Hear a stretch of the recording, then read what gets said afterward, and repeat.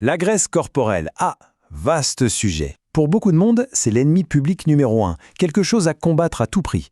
Mais et si on changeait un peu de perspective?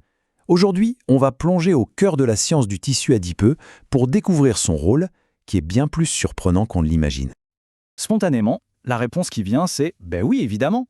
Sauf que quand on creuse un peu, la science, elle, nous raconte une histoire bien plus nuancée. Et pour tout dire, carrément fascinante.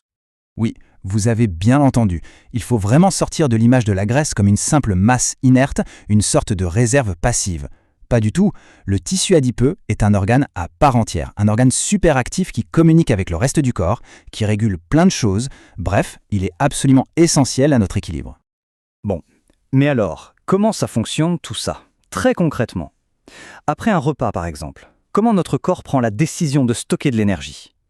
Eh bien tout ça, ça se passe à une échelle minuscule, au niveau de nos cellules. Et voici la star de notre histoire, l'adipocyte, autrement dit la cellule graisseuse. Il faut imaginer qu'un adulte en a entre 40 et 60 milliards. C'est énorme. Et chacune de ces milliards de cellules, c'est comme une petite usine ultra spécialisée, avec une mission principale, stocker l'énergie quand il y en a trop et la libérer quand on en a besoin. Alors quand on mange, surtout des sucres ou des graisses, le corps réagit en libérant de l'insuline. L'insuline, c'est un peu le chef d'orchestre de tout ce processus. C'est elle qui va donner le là, qui va dire aux enzymes « Ok, préparez-moi ces graisses qui circulent ». Puis, elle donne l'ordre aux adipocytes d'ouvrir leurs portes, d'aspirer tout ça et de mettre en réserve pour plus tard. C'est une mécanique de précision parfaitement huilée. Finalement, l'adipocyte, c'est comme une batterie rechargeable. Il a deux modes. Le mode charge, c'est la lipogénèse, et le mode décharge, c'est la lipolyse. Et l'interrupteur qui choisit le mode, c'est principalement l'insuline. Quand son niveau est élevé, on est en mode stockage. Quand son niveau baisse, le corps peut enfin puiser dans ses réserves. C'est simple, mais c'est fondamental. Ce système de batterie, il est incroyablement efficace, vraiment. Mais qu'est-ce se passe-t-il quand on lui en demande trop? Quand l'apport d'énergie dépasse constamment, jour après jour, les besoins du corps? Comment est-ce que le système s'adapte? Et surtout, est-ce qu'il y a une limite? Alors, la première réponse du corps, elle est assez logique finalement. Il va utiliser ce qu'il a déjà. Les adipocytes existants vont simplement grossir. Ils se comportent un peu comme des ballons de baudruche. On souffle dedans et ils se gonflent pour stocker toujours plus de graisse. Une seule cellule peut devenir jusqu'à 20 fois plus grosse. C'est ce qu'on appelle l'hypertrophie.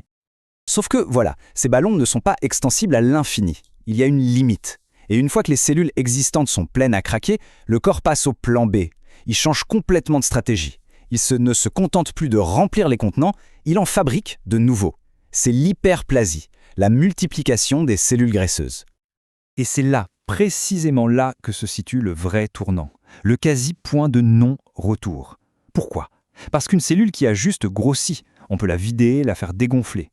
Mais une nouvelle cellule qui a été créée, eh bien elle ne disparaît jamais.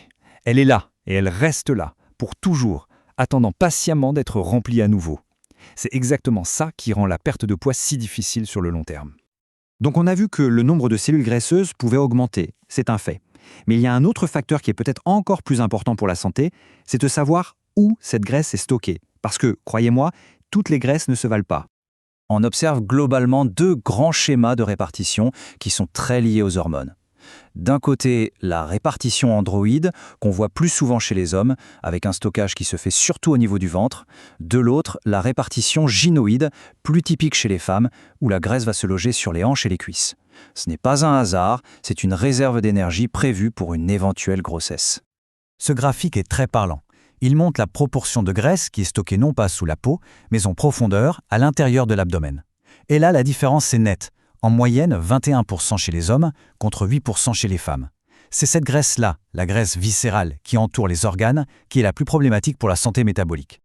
À l'opposé de cette graisse profonde et invisible, il y a la graisse qu'on voit, celle qui est juste sous la peau, la graisse sous-cutanée. Son organisation est à l'origine d'un phénomène que tout le monde connaît, surtout les femmes, la cellulite. Et attention, ce n'est pas juste un excès de graisse, c'est vraiment une question de structure de la peau et des tissus en dessous. D'ailleurs, il n'y a pas une, mais des cellulites. On en distingue principalement trois. L'aqueuse, qui est très liée à des problèmes de circulation et de rétention d'eau. L'adipeuse, qui est la conséquence directe d'un stockage un peu trop important dans les cellules. Et enfin la fibreuse, la plus coriace, où les fibres de collagène se rigidifient autour des cellules graisseuses, créant cet aspect peau d'orange bien connu. Bon, On a posé les bases, on sait maintenant comment et où la graisse se stocke. Il est temps d'aborder la question qui fâche. Concrètement, quel est le prix à payer pour le corps lorsque cet équilibre est rompu pendant trop longtemps ? Un excès de tissu adipeux, et en particulier de cette fameuse graisse viscérale, ça met le feu aux poudres. Ça crée une inflammation permanente à bas bruit dans tout l'organisme. Et le résultat, c'est une véritable cascade de risques qui affecte quasiment tous nos systèmes vitaux. Le métabolisme avec le diabète de type 2, le cœur, les artères, le foie, et ça augmente même le risque de développer certains cancers. Pour bien visualiser l'impact, ce chiffre est brutal. 40 fois. C'est l'augmentation du risque de faire une mort subite chaque année pour une personne en situation d'obésité comparée à la population générale.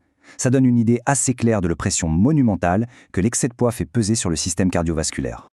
Alors bien sûr, la question de la génétique se pose. Et oui, c'est un fait, elle joue un rôle.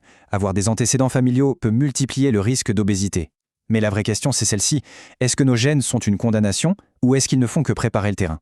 La prédisposition n'est pas une fatalité. Et c'est peut-être ça le message final. Une prise de conscience du pouvoir, mais aussi de la responsabilité que l'on a face à notre propre biologie.